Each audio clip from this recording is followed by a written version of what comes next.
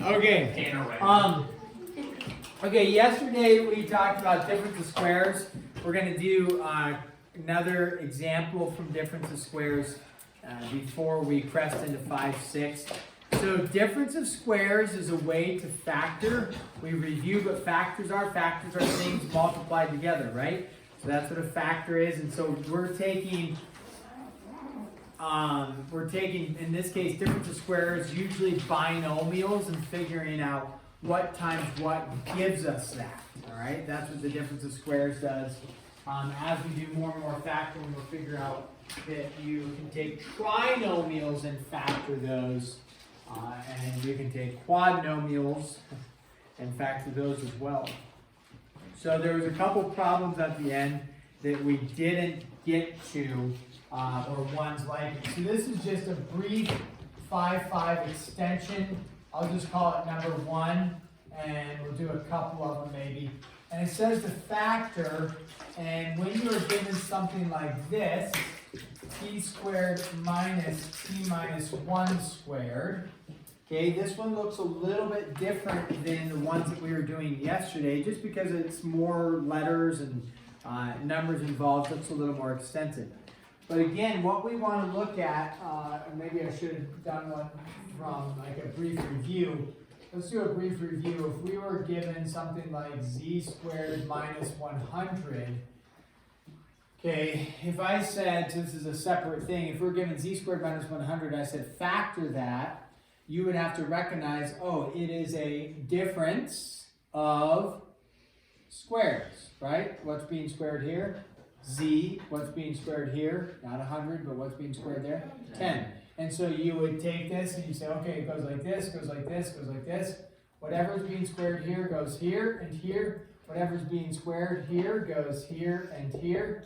And then we would go minus, and then we would go plus, or you could go plus minus, it doesn't matter.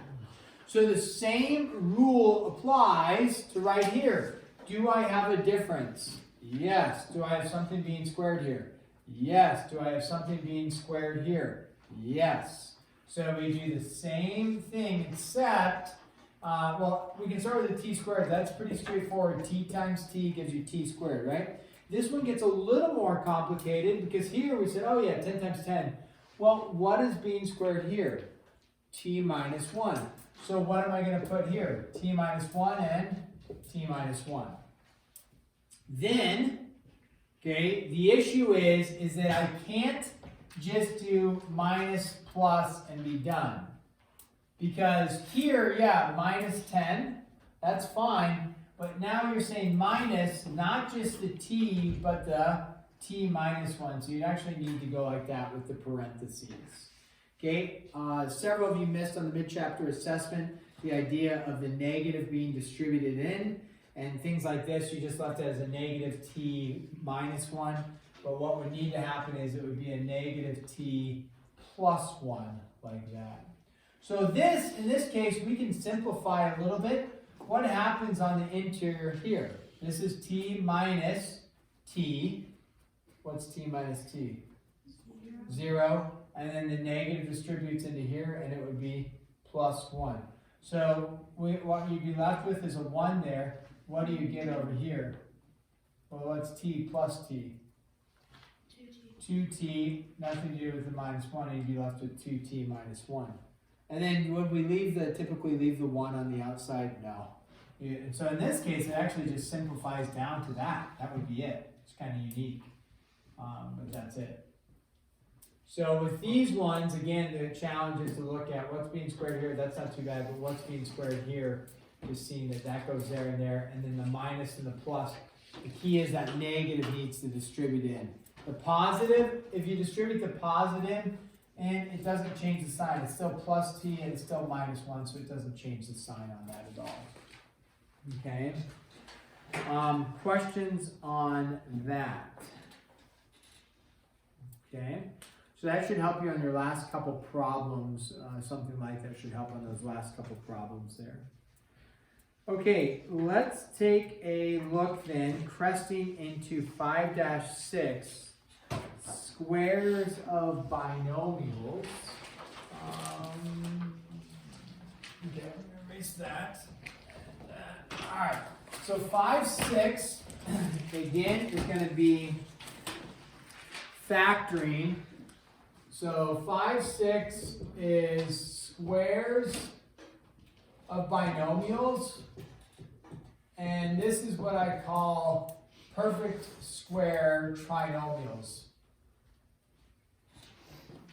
Perfect square trinomials.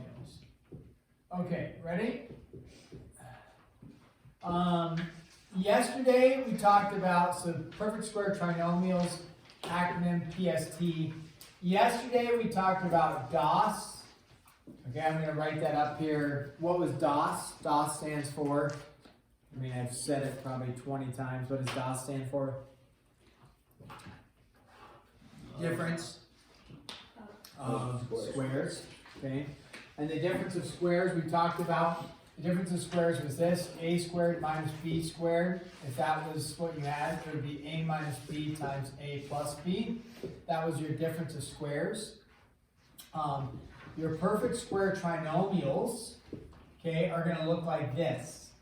If you have a squared plus 2ab plus b squared, if you have a trinomial that looks like that, although it's usually going to have numerical values and coefficients, but if your trinomial is something squared, and then 2 times a and b, that would factor out to be a plus b quantity squared.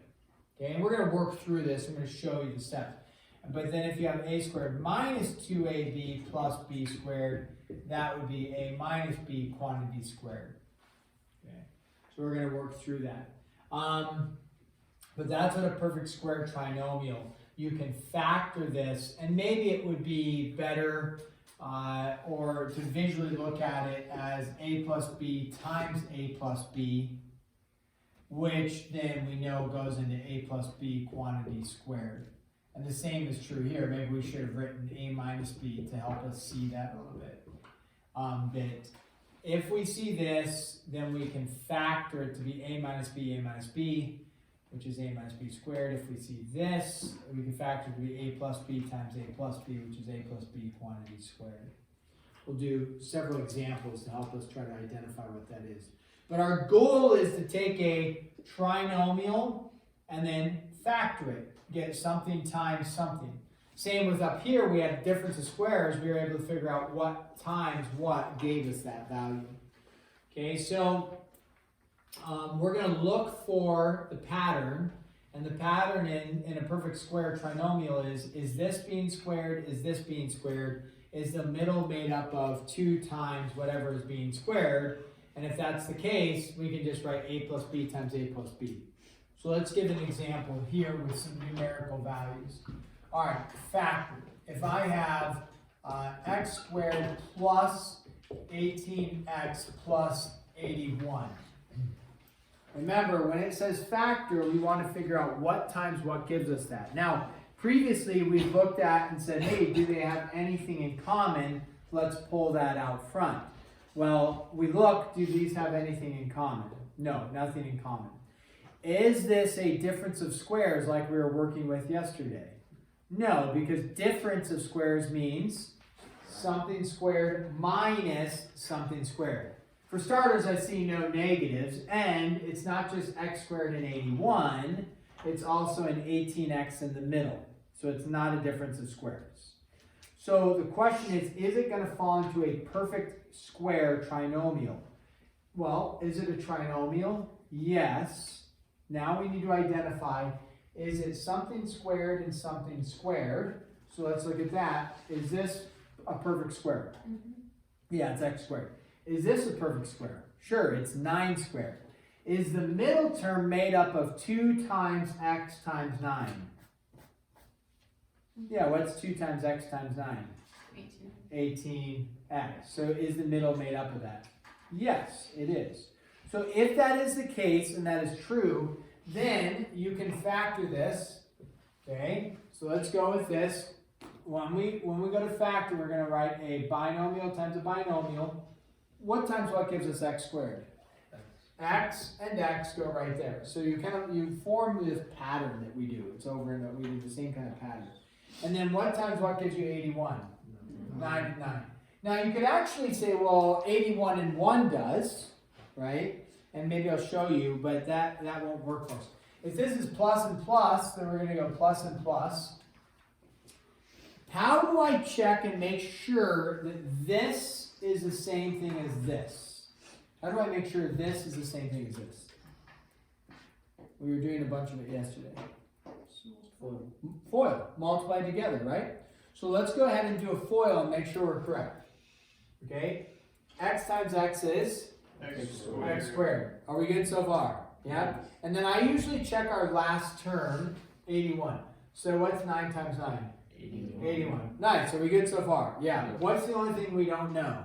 Is this 18x, right? So how do you get the middle term? It's your, how often do I say a lot? It's your outers plus your inners. What's 9x plus 9x? 18x. Did I get it correct? Yes. So you can leave it like that, or you could say x plus 9 squared. Either one is going to be acceptable. Okay, so you could do either one like that. Now, if you had made the error and you said, okay, x plus 81, x plus 1. All right, when you go to check it, you say x times x is x squared. Good. 81 times 1 is 81. Good, right? So far so good, but what's the issue? I need to check my outers plus my inners. What's 1x plus 81x? 82x. Is that what I have up here? No. So is this correct? No. So when you go to do them, if you accidentally make an error, do a quick FOIL check and you'll say, okay, that doesn't match with that, therefore it is wrong. And we're working with perfect square trinomials, so we really, if this is 81, we're going to be looking for it to be 9 and 9. Now, they call it a perfect square trinomial because, look, this is a trinomial, 1, 2, 3 terms, and then it turns into a perfect square, something getting squared. So that's why it's a perfect square trinomial. That's where the name comes from. It's a trinomial that when we factor it, ends up being a perfect square. So let's go ahead and do several more of these examples. If we end up with, let's try this, y squared, what should we go on to?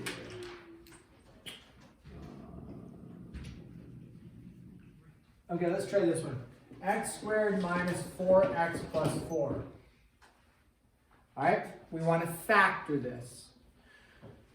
So we look and we say, if you go through the process of looking at, is it a perfect square trinomial, that's fine. We can also simply look at trying to factor this by going like this and like this, and then coming up with the question of like what times what gives you x squared? X. So what's going to go right in here? X, right? So we say, okay, x times x gives us x squared. Then the question is, like I've been asking, what times what gives us 4? Now you could go 4 and 1, but you know this section is working with the perfect square stuff. So what do you think you'd probably put, instead of 4 times 1 giving you 4, you'd probably put 2 and 2. Now you could try the 4 and 1, and later on it might work for different things, like other sections it's going to happen, but for our purposes, we're probably going to do the perfect square stuff. Now, this is a negative, this is a positive. So what does this have to be? Negative and negative. Because a negative times a positive would give us a negative, right? So when you go to do the FOIL, that's the thing, is key in on checking it with the FOIL to understand it is x times x, right, gives us x squared. Perfect. A negative 2 times a negative 2 gives us a positive 4. All right, so negative 2 times negative 2 gives us positive 4. So we're good there. If you had done a negative and a positive, the issue is a negative 2 times a positive 2 would give you a negative 4. That's not what we want. So that needs to be a negative. Now, check your middle term. It's your outers plus your innards. Negative 2x minus 2x gives you negative 4x. Did we do it correctly?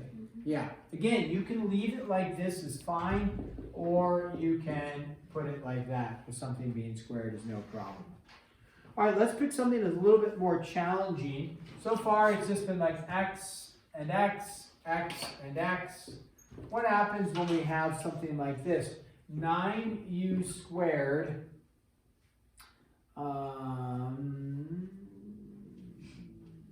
plus 30uv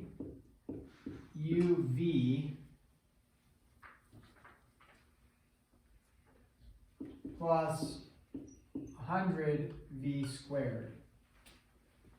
So it looks a lot more extensive because we've added a number in front of the u squared, like adding a number in front of the x squared or something, and we added another variable. Okay, that other variable though we can easily deal with because when we look at it, we're going to ask just what times what gives you v squared, and it's v times v. So that's should be hopefully relatively easy to deal with. So when we go to factor this, we're going to set up our binomials like this. Okay, same way we've been doing. And again, we usually start with the first term like we've been doing up here. We said what times what gives you x squared.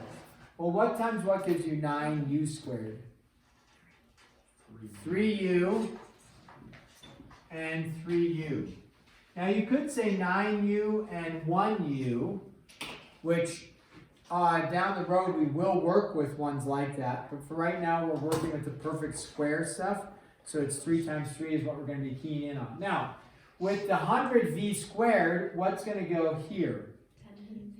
10v and 10v. That's all. To get the v squared, you just tack on the v and v. Okay? And we recognize that it's plus, plus, so what's going to go here? Plus, plus. Okay.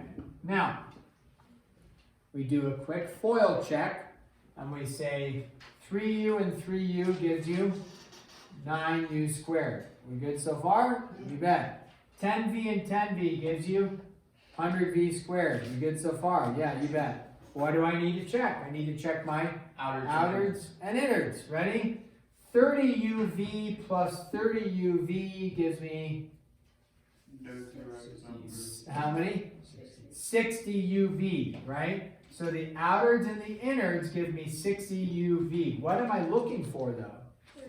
30. I'm looking for 30. So is this correct?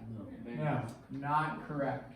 So in this case, what we would say is, okay, not a PST, not a perfect square trinomial.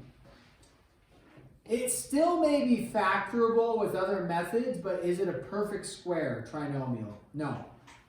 Because if it was, this should have been 60uv, which it wasn't. They gave you 30uv. And some of them will be a non-perfect square. Now, just because you struggle a little bit, don't just write non-perfect square. It's kind of like the story problems and people write no solution. But just because you struggle doesn't mean it doesn't have a solution. Okay. Now, here's a classic one that people get wrong on the test. Maybe not this exact number, but one like this. They look at this and they go to factor, and hopefully you would recognize right away-ish. Is this looking like a perfect square? Why are we shaking our head like, it doesn't feel like a perfect square?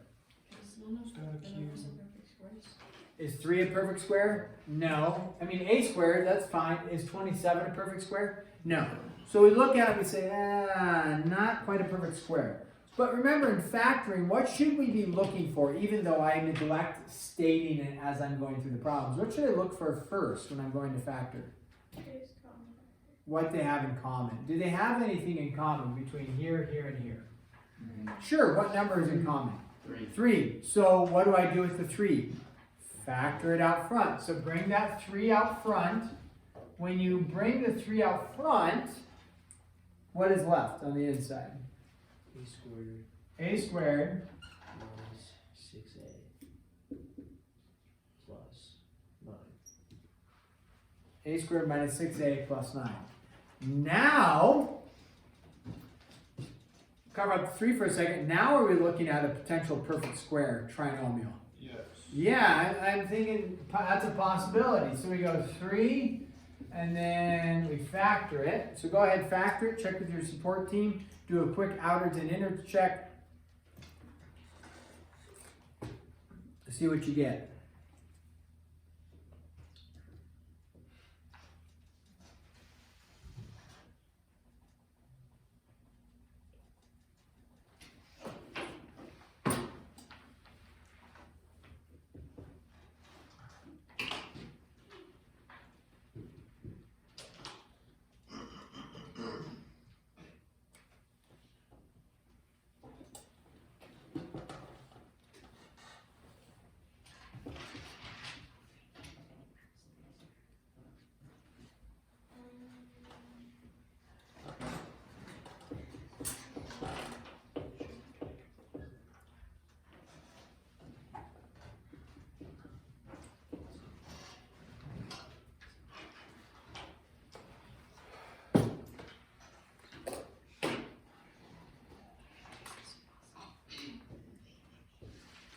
Okay, did we get A and A at least? Yes. Yep.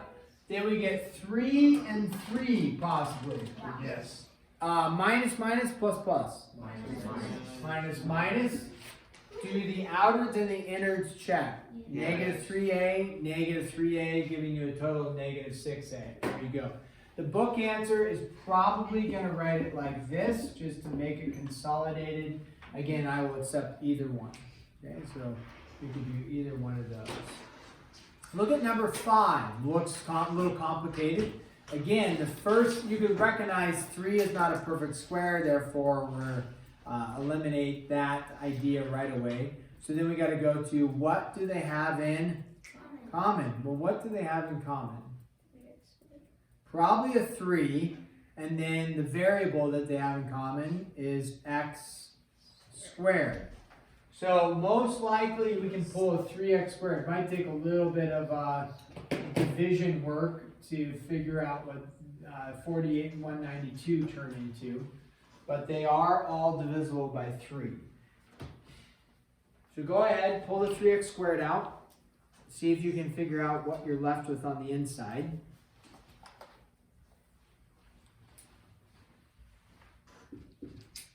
X to the something plus something, x to the something plus something. We pulled the x squared out. So there's no x on the back.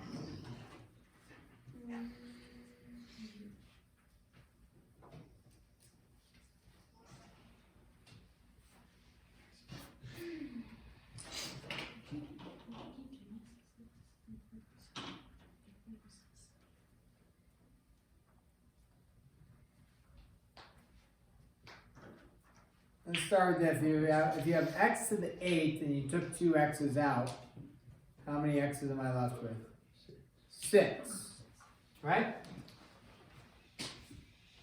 Okay. You had a 48 and you took, divided 3 out, right? 48 divided by 3 is? What's 48 divided by 3? 16. Very good. Now 16x to the what? You had 5 x's and you took 2 of them out. What are you left with? 3 of them, okay? And then 192 divided by 3?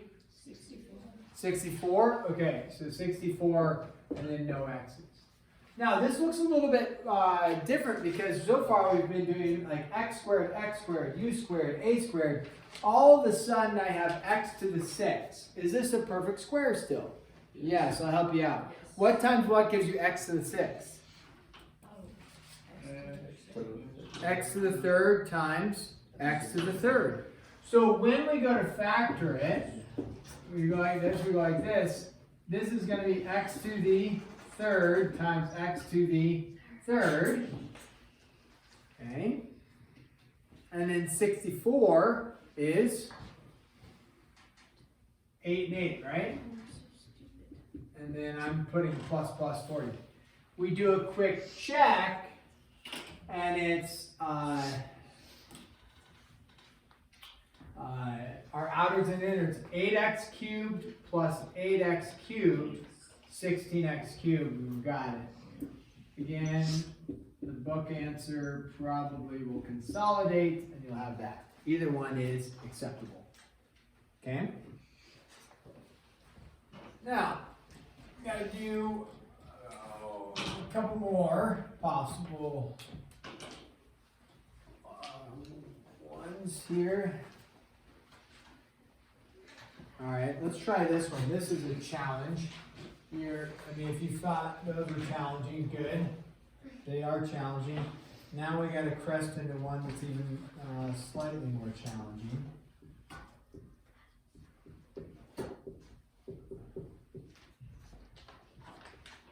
Okay. What's different about this one compared to everything else we've been doing? It's not a trinomial. It's not a trinomial. We've got how many terms going? 4 terms. All right. So this, when you see a 4-termer, probably going to end up doing some sort of what we call grouping. Okay? So we are going to group certain terms together, factor those terms, factor other terms, and then go from there.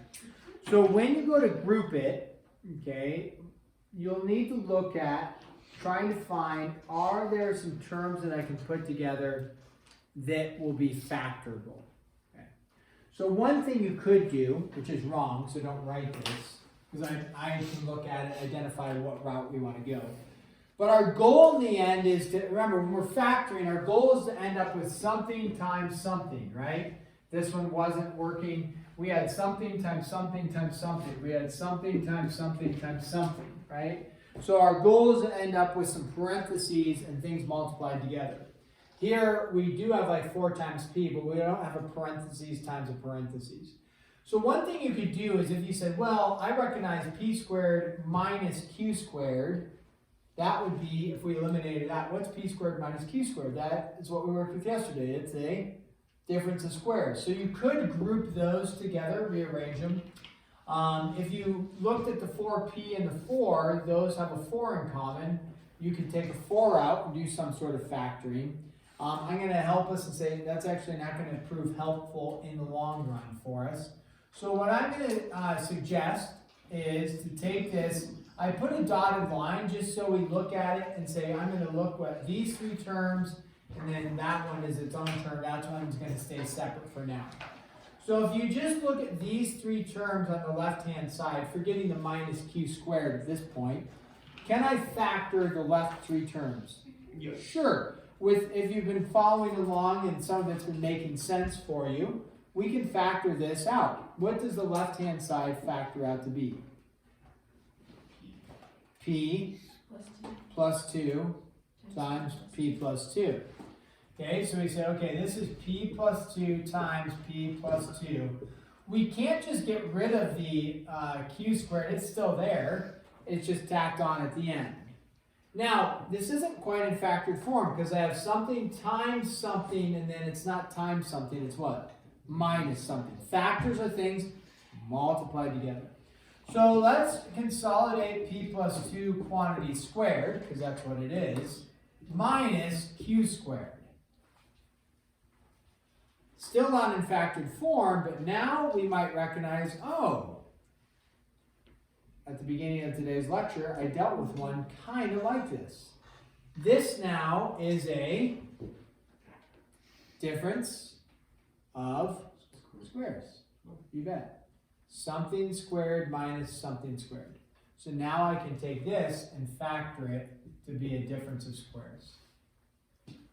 Remember, in difference of squares, you take whatever is being squared here, write it here, so that's p plus 2 and p plus 2, and then whatever is being squared, you write here, q and q, and then it doesn't matter, minus plus, and since it's only q, unlike at the beginning of the lesson where we had t minus 1 and we had to distribute the negative in, if it's just a q, you don't have to do any distribution. Now, after all that, I look, do I have it completely factored? And the answer is yes, because I came up with something times something. There's no additional minus or plus tacked on the outside of those parentheses. So it's something times something, the whole thing is factored.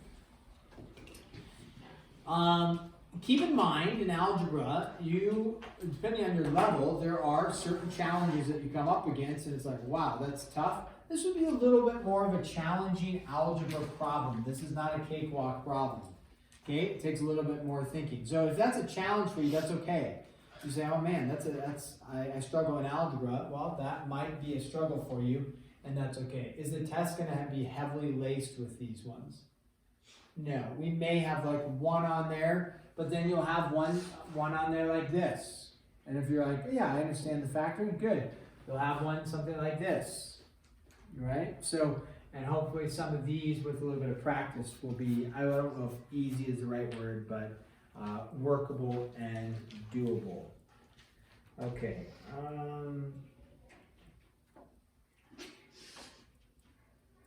I think we already have ones like that.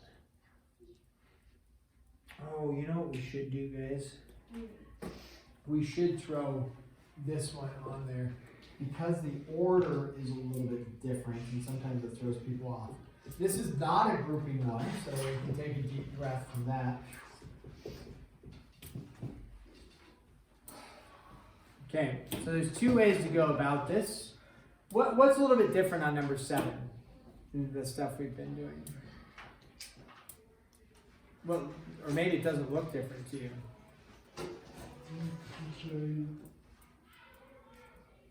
What's a little bit different about it? Backwards, okay? Because usually, what comes first? Well, this one had a U and a V, but the variable, right? A, and then X, and it had a bunch of X's, but here, the X is there. So yeah, usually the variable comes first. It doesn't have to, technically. So there's two ways to go about this. You could rearrange the terms or just factor it as is. So if we leave it, just to practice leaving it, we can still go, instead of having the variable first, we can just take this number and say, what times what gives you 4? 2 and 2. And then what times what gives you y to the 4th? Y squared. Y squared and y squared. And then if it's minus plus, you're going to have minus minus. And again, a quick FOIL check. If you struggle with foiling, it makes this very difficult, this process. But if you've worked on foiling, it makes sense. You just do a quick FOIL check. What's 2 times 2? 4. Okay? Y squared and y squared. A negative and negative is a positive. Y squared and y squared is y to the 4th. Then you check your outwards and your inwards. Negative 2y squared minus 2y squared gives you negative 4y squared. Yeah. Then you'd be done. Yeah. There's joy and enthusiasm. Nice job. Alright, and that would be it. You have a handful of problems which we didn't do, but they're actually just foiling problems. I'm just going to show you one. We've done it before. It just says write, so it doesn't say factor. Write as a trinomial.